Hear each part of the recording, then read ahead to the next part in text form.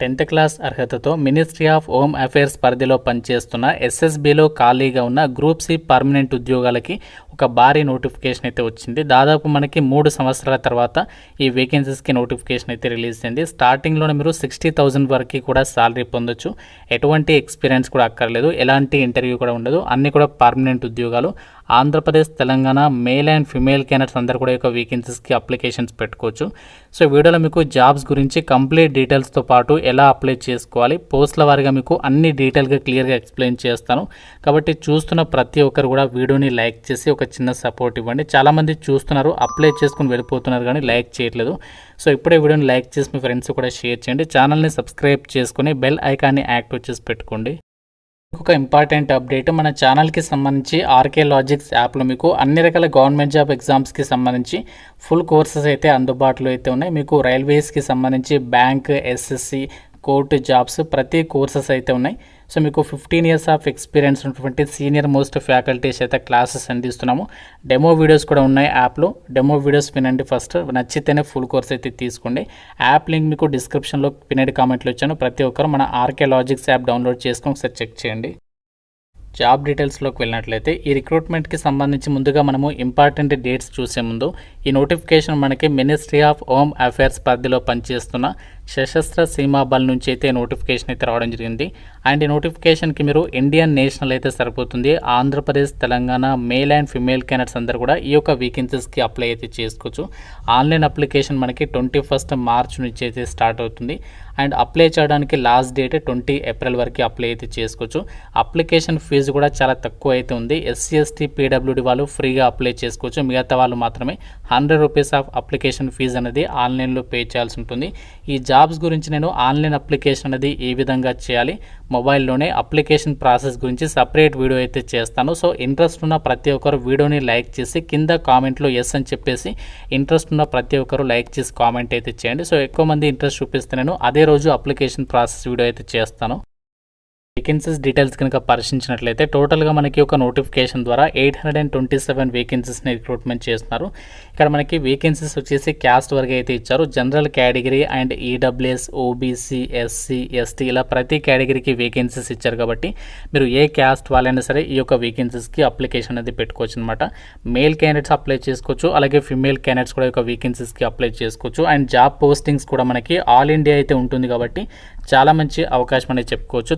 అలాగే ఒక group C క్యాడర్కి సంబంధించి ఈ యొక్క వేకెన్సీస్కి మీరు సెలెక్ట్ అయినట్లయితే ఎవ్రీ మంత్ కూడా మీకు లెవెల్ 3 ప్రకారం బేసిక్ పేనే 21,000 నుంచి 69,000 వరకు ఉంటుంది. సో దీంతో పాటు dearness allowances, ration money allowances, house rent allowances, ఇంకా ఇతరత్ర అలవెన్సెస్ అన్ని కలుపుకుంటే స్టార్టింగ్లోనే దాదాపుగా 60,000 వరకు మీరు సాలరీ అనేది తీసుకోవచ్చు. అన్నీ కూడా ఇవి పర్మనెంట్ సెంట్రల్ గవర్నమెంట్ జాబ్స్ అనమాట.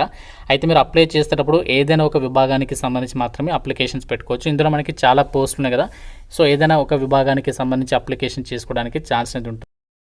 నోటిఫికేషన్ మనకి ఎక్కడి నుంచి వచ్చింది, వీళ్ళు భర్తీ చేసినటువంటి పోస్టులు ఏంటి, వర్క్ ఏముంటుంది అంటే మనకి ఇది సశస్త్ర సీమా బల్ మినిస్ట్రీ ఆఫ్ హోమ్ అఫైర్స్ కింద పనిచేసినటువంటి కేంద్ర ప్రభుత్వ సంస్థ నుంచి అయితే కానిస్టేబుల్స్, ట్రేడ్మెన్ వేకెన్సీస్కి అయితే నోటిఫికేషన్ అయితే వచ్చింది.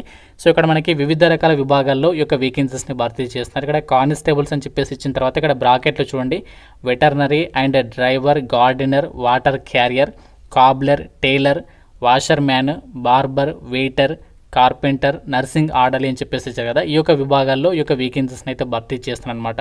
సో దీనికి సంబంధించి మీకు ఇక్కడ ఈ యొక్క వేకెన్సీస్కి సంబంధించి సెలక్షన్ ప్రాసెస్ వచ్చేసి మీకు తక్కువ కాంపిటీషన్ అనేది ఉంటుంది. ఎందుకంటే ఈ జాబ్స్కి సంబంధించి మీకు మిగతా ఎగ్జామ్ లాగా ఫస్ట్ ఎగ్జామ్ అనేది కండక్ట్ అయితే చేయారనమాట. సో ఎవరైతే అప్లై చేస్తారో ఫస్ట్ అప్లై చేసిన క్యాండిడేట్స్ అందరికీ కూడా ఫిజికల్ ఎఫిషియన్సీ టెస్ట్ అనేది పెడతారనమాట. సో ఫిజికల్ ఎఫిషియన్సీ టెస్ట్ వచ్చేసి అబ్బాయిలకైతే 4.8 కిలోమీటర్ రేస్ అని ఉంటుంది, అది 24 minutesలో కంప్లీట్ చేయాలి.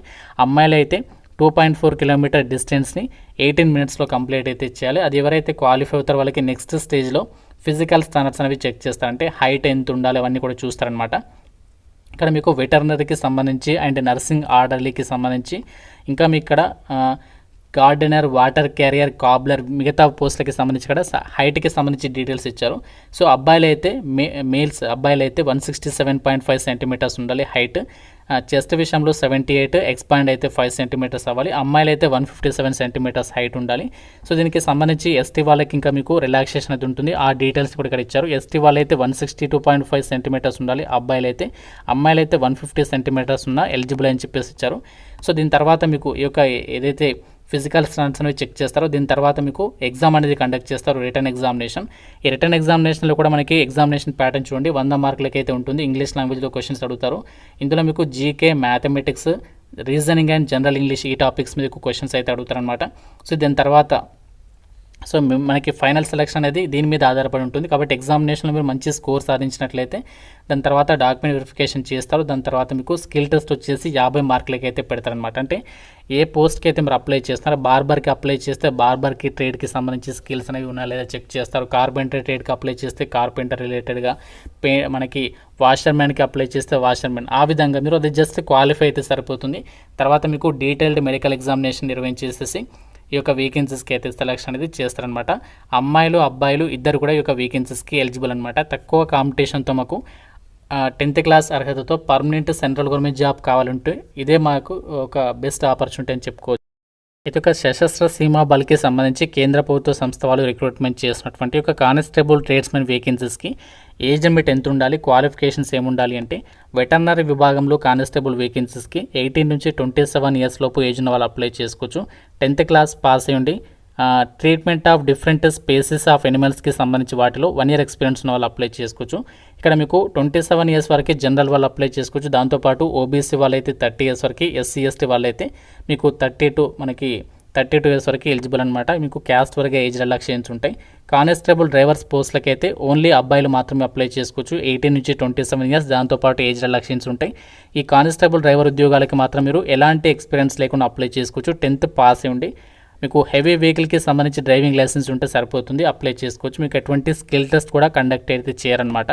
ఇంకా మనకి కానిస్టేబుల్స్కి సంబంధించి gardener, water carrier, cobbler, tailor, washermen, barber, వెయిటర్కి సంబంధించి ఏదైతే పోస్ట్ ఉన్నాయో సో వీటికి మాత్రం మీరు 10th క్లాస్ అనేది పాస్ అయి ఉండి సంబంధిత వర్క్కి సంబంధించి ట్రేడ్లలో మీకు 2 years ఎక్స్పీరియన్స్ ఉన్న, బయట ఎక్కడైనా షాప్లో ఏదైనా చేసినా సో వాళ్ళు అప్లై చేసుకోవచ్చు. ఒకవేళ లేకుంటే వర్క్ ఎక్స్పీరియన్స్ లేకుంటే 10th క్లాస్ పాస్ అయి ఉండి ఏదైనా వొకేషనల్ ఇన్స్టిట్యూట్లో కానీ, ఇండస్ట్రియల్ ట్రైనింగ్ ఇన్స్టిట్యూట్లో కానీ సర్టిఫికేట్ కోర్స్ చేసి 1 year ఎక్స్పీరియన్స్ ఉన్న వాళ్ళు కూడా అప్లై చేసుకోవచ్చు. ఒకవేళ అది కూడా లేకున్నా 2 years డిప్లొమా అనేది ఎవరైతే చేస్తుంటారో వాళ్ళు కూడా అప్లై చేసుకోవచ్చు అనమాట. కాకుంటే మీరు కంపల్సరీగా ఆ ట్రేడ్కి సంబంధించి అదే వాళ్ళు ఏదైతే స్కిల్ టెస్ట్ పెడతారో అది మీరు కంపల్సరీగా క్వాలిఫై అవ్వాల్సి ఉంటుందని చెప్పేసి అయితే చెప్తున్నారు.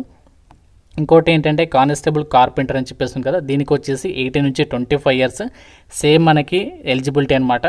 ఇంకా మనకి నర్సింగ్ ఆర్డర్లకి సంబంధించి 18 నుంచి 27 ఇయర్స్, దీనికి వచ్చేసి మాత్రం ఫస్ట్ ఎయిడ్ సర్టిఫికేట్ ఉండాలి. 10th క్లాస్తో పాటు 1 year ఎక్స్పీరియన్స్, బయట హాస్పిటల్ వర్క్ చేసినట్టుగా ఎక్స్పీరియన్స్ ఉంటే వాళ్ళు అప్లై చేసుకోవచ్చు. ఇది మనకి ఇక్కడ ఉన్నటువంటి పోస్ట్కి సంబంధించి క్వాలిఫికేషన్ అండ్ ఏజ్ లిమిట్కి సంబంధించి డీటెయిల్స్. ఆల్ ఇండియా పోస్టింగ్స్ అయితే ఉంటాయి, అన్నీ కూడా పర్మనెంట్ సెంట్రల్ గవర్నమెంట్ జాబ్స్ అనమాట. భారీ సంఖ్యలోనే వేకెన్సీస్ ఉన్నాయి కాబట్టి సో మీకు కనుక ఎలిజిబిలిటీ అండ్ ఇంట్రెస్ట్ ఉంటే మాత్రం ఎట్టి పరిస్థితుల్లో ఈ జాబ్స్ని మిస్ చేసుకోవద్దు. అప్లికేషన్ ప్రాసెస్ గురించి మీకు సపరేట్ వీడియో అయితే చేస్తాను కాబట్టి ఇంట్రెస్ట్ ఉన్న ప్రతి ఒక్కరు వీడియోని లైక్ చేసి కామెంట్ అయితే చేయడం అయితే మర్చిపోద్దు. ఎస్ అని చెప్పేసి ప్రతి ఒక్కరు కామెంట్ చేయండి. జాబ్స్కి సంబంధించి మీకు అన్ని డీటెయిల్స్ ఎక్స్ప్లెయిన్ చేశాను అనుకుంటున్నాను. ఏదైనా డౌట్ ఉంటే నాకు కామెంట్లో అయితే అడగండి. ప్రతి ఒక్కరు తప్పనిసరిగా వీడియోని లైక్ చేసి మీ ఫ్రెండ్స్కి మీ యొక్క వాట్సాప్ గ్రూప్లో డెఫినెట్గా షేర్ చేయండి. ఛానల్ని సబ్స్క్రైబ్ చేసుకోండి. Thank you so much guys.